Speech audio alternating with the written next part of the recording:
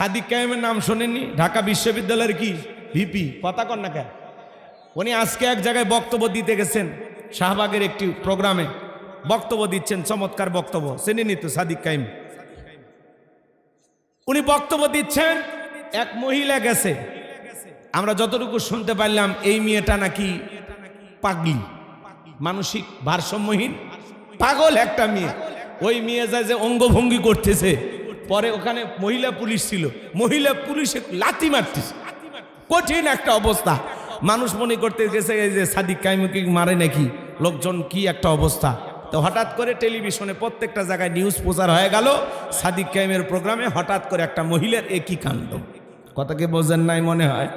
এই মহিলা পাগল একটা মেয়ে, এই মেয়েটা হঠাৎ করে মঞ্চে গিয়ে বাজান গো আমার সাদিক কায়েম বক্তব্য দিতেছে, পুলিশকে পর্যন্ত ডরাইতেছে না মহিলা পুলিশ ধরতে গেছে, এরকম ঝান্টা মারতেছে, পা দিয়ে লাথি মারতেছে, উগ্র আচরণ দেখে সবাই বুঝতে পেরেছে মেয়েটা আসলে ভালো না, মেয়েটা হলো পাগলি, মানসিক ভারসাম্যহীন এক পাগলি মেজাজ সাদিক কায়েমের মঞ্চে অবাক কাণ্ড করে দিল, মহিলা পুলিশকে পর্যন্ত লাথি মারলো, পুলিশও লাথি মারবার গেছে পা দিয়া। তাহলে চিন্তা করেন মহিলার মাথা কি ঠিক আছে? এই মেয়ে যে পাগলি এতে কোনো সন্দেহ আছে? এই জন্য বলতেছি বাজান, যুবকেরাই কিন্তু খেলা দেখাইতেছে। আমাদের বাংলাদেশে 16 বছর ধরে যে আপদ বিপদ ঘাড়ে চেপেছিল, বলেন তো বাজান, এদেরকে যিনি তাড়িয়ে দিলেন, কারা নেতৃত্ব দিয়েছে? যুবকেরা। সার্জিস আলম, হাসনাত আব্দুল্লাহ, নাহিদ ইসলাম, এই যুবকেরা সামনে থেকেই, সাদিক কায়েমের মতো যুবকেরা সামনে থেকেই নেতৃত্ব দিয়ে 16 বছরের জালেমকে বাংলাদেশ থেকে বিদায় করে দিয়েছে। কথা বলেন ঠিক কিনা? কথা বলেন। যিনি ক্ষমতায় ছিল, দেশ নেত্রী বেগম খালেদা জিয়াকে তার ক্যান্টনমেন্টে বাসা থেকে বের করে দিয়েছিলেন, সেদিন তিনি 9.5 মিনিট কান্না করেছিলেন। সবাই বলে ম্যাডাম আপনার কোন অভিযোগ? বলে আমার কোনো অভিযোগ নাই। বলে কার কাছে বিচার দেবেন? কয় বিচার কার কাছে দেব? বিচার দিলাম আমি আল্লাহর কাছে। আপনাদের এই পুত্রবধূ 3বারের সাবেক প্রধানমন্ত্রী, তিনি কেঁদে কেঁদে আল্লাহর কাছে বিচার দিয়েছিলেন, ওনারে করেছিলেন ঘর ছাড়া। আল্লাহ পরিবেশ পরিস্থিতি এমন করে দিল, আপনারে করে দিল দেশ ছাড়া। কথা বলেন ঠিক না? এটা আল্লাহর ফয়সালা। ইন্নামা তাশরাব্বিকা লাশাদীদ, আল্লাহর পাকড়াও বড় কঠিন, আল্লাহ ধরে না। যেদিন ধরেছে মামুবাড়ি দিল্লি গিয়ে পড়েছে। কথা বলেন ঠিক না? দেশে আগুন লাগাইয়া জনতারে জ্বালাইয়া, দেশে আগুন লাগাইয়া জনতারে জ্বালাইয়া, পালাইয়া সাইরা গেলে ঢাকা, গণভবনটা এখন ফাঁকা বুবুরে, গণভবনটা এখন ফাঁকা। দেশে আগুন লাগাইয়া আলেমদের জ্বালাইয়া, দেশে আগুন লাগাইয়া আলেমদের জ্বালাইয়া, পালাইয়া সাইরা গেলে ঢাকা, গণভবনটা এখন ফাঁকা বুবুরে, গণভবনটা এখন ফাঁকা। এজন্য অহংকার করতে নাই। যারা অহংকার করবে পতন আছে না নয়? ক্ষমতা কারো চিরস্থায়ী না। কথায় আছে 9 বছরের রাজা 10 বছরের সাজা। যারা ট্রাইব্যুনাল গঠন করলো, নিজেদের তৈরি করা ট্রাইব্যুনালে নিজের নামেই ফাঁসির রায় হয়ে গেছে। কথা বলেন ঠিক কি না? এটা আল্লাহর খেলা বাজান গো আমার। লম্বা করার সুযোগ নাই, সংক্ষিপ্ত কথা বলে দিয়ে যায়। যে কথা বলতে চাচ্ছিলাম, ও কলিজার টুকরা যুবকেরাম, গভীর মনোযোগ দিয়ে কথাগুলো শুনে যান। তাহলে সন্তানকে যদি মানুষের মতো মানুষ বানাতে চান, মাদ্রাসায় পড়ানোর দরকার আছে না? না। যদি সন্তানকে আদবালা, আখলাকালা, চরিত্রবান বানাতে চান, তাহলে ছোটবেলায় মাদ্রাসায় পড়াবেন। এরপরে ডাক্তার, ইঞ্জিনিয়ার, যা খুশি বানান, অন্তত কিছুদিনের জন্য হলেও মাদ্রাসায় পড়াবেন। পারবেন তো ইনশাল্লাহ? কথা কয় না। সন্তানদেরকে মাদ্রাসায় পড়াইলে এই বাচ্চারা কোনোদিন পিতা মাতাকে বৃদ্ধাশ্রমে পাঠাবে না। কোনো হাফেজ আলেম তার মা বাবাকে বৃদ্ধাশ্রমে পাঠায় না। কথা বলেন ঠিক কিনা?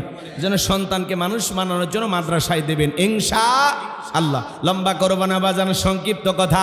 পবিত্র কোরআনুল কারীমের 1 নম্বর সূরা, সূরাতুল ফাতির 1 নম্বর আয়াত জবান ছেড়ে বলুন, আলহামদুলিল্লাহি রাব্বিল আলামিন।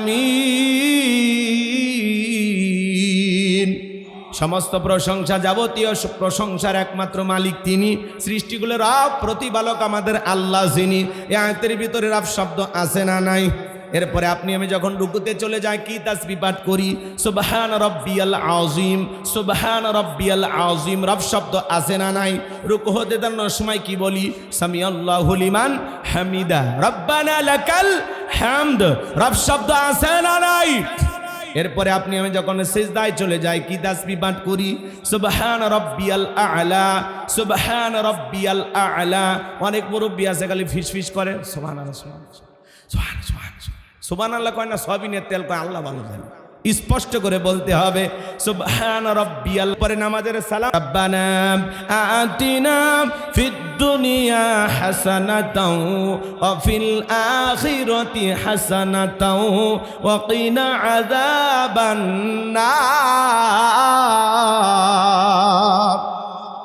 সূরা বাকারা 201 নম্বর আয়াত। আল্লাহর কাছে ডেকে বলি, হে আমাদের রব, আমাদেরকে দুনিয়ার কল্যাণ দান করো, আখিরাতের কল্যাণ দান করো, এই কঠিন জাহান্নামের আগুন থেকে আমাদের মুক্তি দাও। তাহলে ইহকাল পরকালের কল্যাণ দেওয়ার মালিক কে? জাহান্নামের আগুন থেকে বাঁচানোর মালিক কে? পবিত্র কোরআনুল কারীমের সর্বশেষ যেই সূরা, সূরাটির নাম হলো নাস, তার 1 নম্বর আয়াত, কুল আউযু বিরাব্বিন নাস। এই আয়াতের ভিতরে রব শব্দ আছে না নাই? জীবনের সব জায়গায় রব। আপনি আমি যেদিন মারা যাব, মসজিদের মাইকে যেদিন এলান জারি হবে, এই গ্রামের অমুক ব্যক্তি বেঁচে নাই, ইন্না লিল্লাহি ওয়া ইন্না ইলাইহি রাজিউন।